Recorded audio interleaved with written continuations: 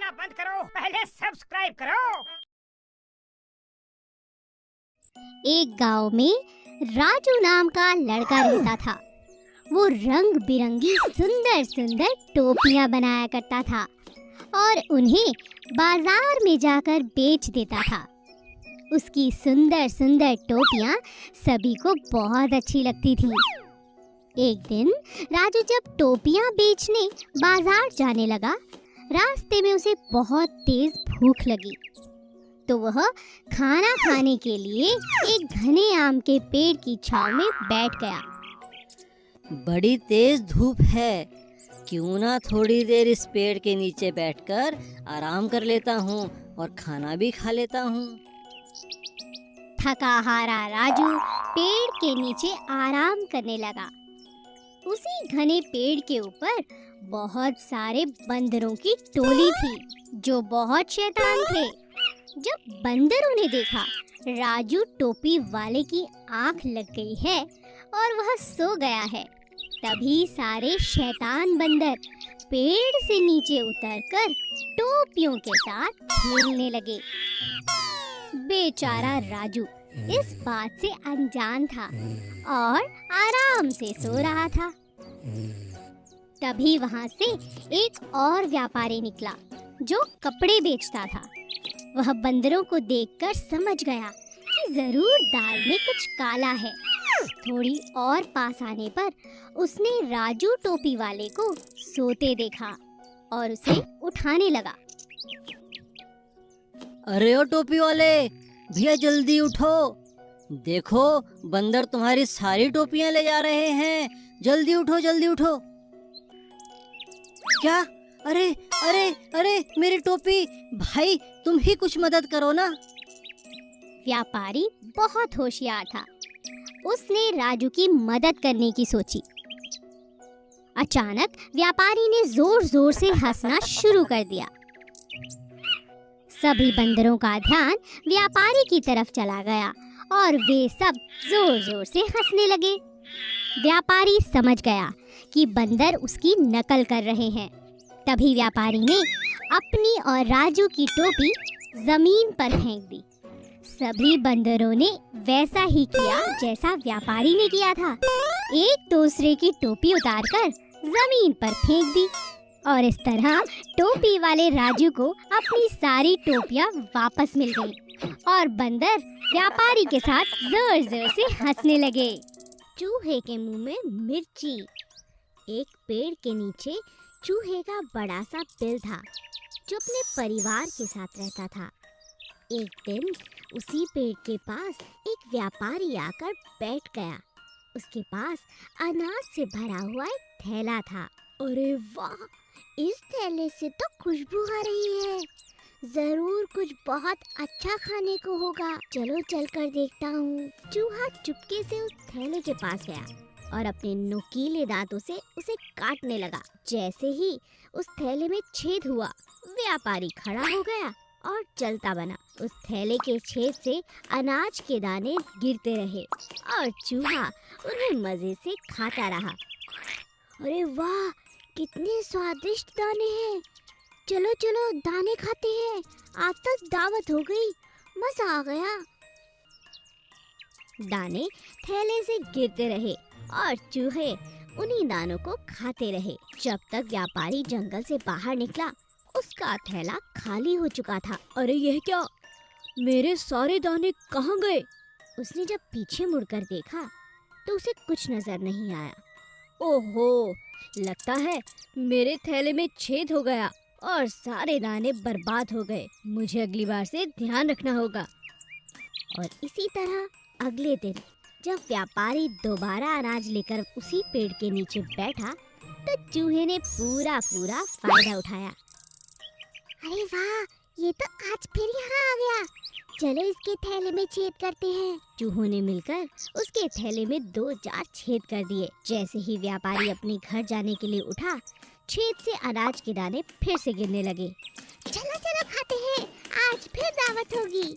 जंगल से बाहर निकलने से पहले जैसे ही व्यापारी की नजर अपने थैले पर गई, वो फिर खाली था। लेकिन इस बार उसने चूहों को देख लिया था। अच्छा, तो ये बात है, इन चूहों ने इस बार भी मेरा थैला खाली कर दिया। मैं तो समझता था ये मेरी नादानी है, मगर इसके पीछे ये चालाक चूहे हैं। इन्हें मजा चखाना होगा। अगले दिन व्यापारी अपने थैले में लाल मिर्ची भर कर लाया और पेड़ के नीचे बैठ गया। जब चूहों ने उसमें छेद किया तो उनके मुंह में मिर्ची के दाने चले गए। अरे बचाओ बचाओ बचाओ, मेरे मुंह में जलन हो रही है। ये क्या लेकर आया है आज ये व्यापारी? अरे मेरे मुंह जल गया, बचाओ बचाओ बचाओ। हंसता हुआ व्यापारी अपनी मिर्ची लेकर वहां से चलता बना और चूहों को अपनी गलती का पछतावा हुआ। दो बिल्लियां और बंदर। एक शहर में दो बिल्लियां थी।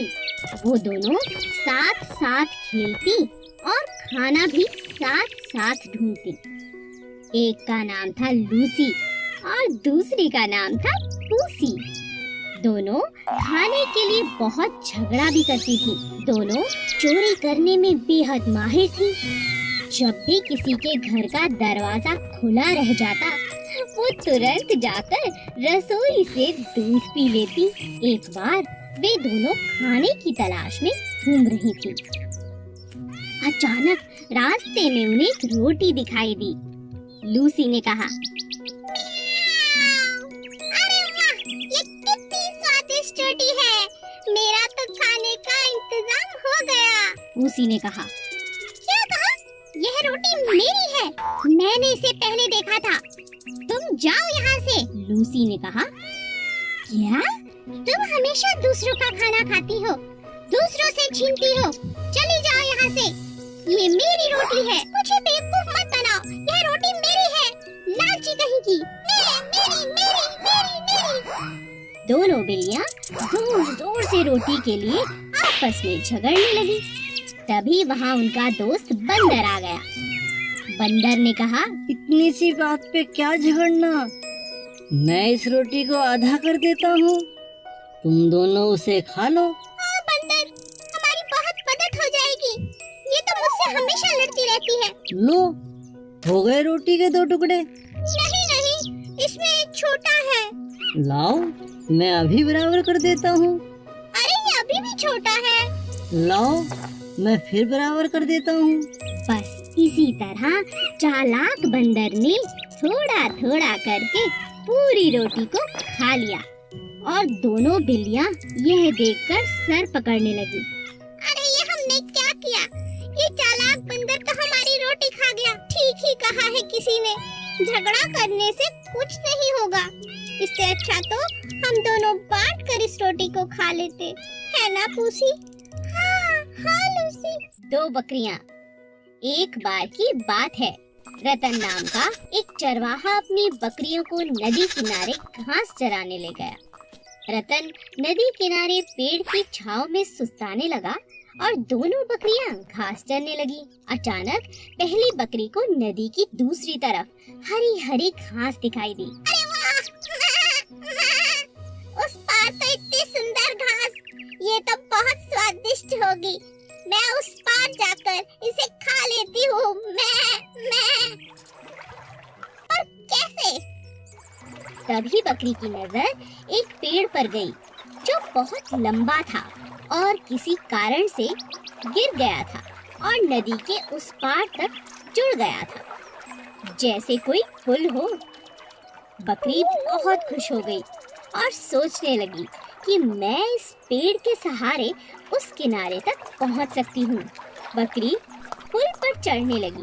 तभी उसकी नजर एक और बकरी पर पड़ी जो उसी पेड़ के सहारे उस पार आना चाहती थी। पीछे हट जाओ, पीछे हट जाओ, मुझे नदी पार करनी है। मैं तुम पीछे हटो, तुम पीछे हटो। दूसरी बकरी ने कहा, पहले तो मैं इस पर आई हूँ, पहले मैं पार करूँगी। मैं दोनों बकरियाँ आपस में झगड़ने लगी। पहली बकरी समझदार थी। उसने कहा, मैं पीछे नहीं हटूंगी, मगर नीचे बैठ जाती हूँ। तुम मुझे टाप कर नदी की दूसरी तरफ जा सकती हो। मैं झगड़ा कर कोई फायदा फायदा नहीं। दूसरी बकरी मान गई और पहली बकरी के छुपते ही वह टाप कर नदी के दूसरी तरफ चली गई। दोनों बकरियों ने नदी पार कर ली और एक दूसरे को शुक्रिया अदा किया। हमेशा लड़ाई झगड़े से नहीं बल्कि बुद्धिमानी से हल निकाला जा सकता है। वफादार घोड़ा बादल। चंदन के पास बादल नाम का एक खूबसूरत सफेद रंग का घोड़ा था। दोनों एक दूसरे से बहुत प्यार करते थे। चंदन अपने घोड़े पर बहुत मेहनत करता, उसे रोज अच्छे से नहलाता, अच्छा खाना खिलाता और घुमाने भी ले जाता। बादल भी चंदन की हर बात मानता था। एक दिन एक चोर की नजर घोड़े पर पड़ी। अरे, इतना सुंदर और शांत घोड़ा, इतना आज्ञाकारी है, क्यों ना इस पर साफ किया जाए अपना हाथ, क्यों ना इस बार इसे ही चुरा लिया जाए। अगले ही दिन चोर मौका पाकर घोड़े को भगा ले गया। इस घोड़े को ज्यादा दिन अपने पास रखना खतरे से खाली नहीं है, इससे जल्दी ही बेच देता हूँ, कहीं पकड़ा ना जाऊँ, इसका रंग ही बदल देता हूँ। चोर ने घोड़े को काले रंग से रंग दिया और उसे लेकर शहर की तरफ जाने लगा। बादल चंदन को याद कर कर रोता रहता। हे भगवान, मेरी मदद करो, यह चोर तो बहुत चालाक है, मुझे चंदन से दूर कर दिया, मैं उनके बिना नहीं रह सकता।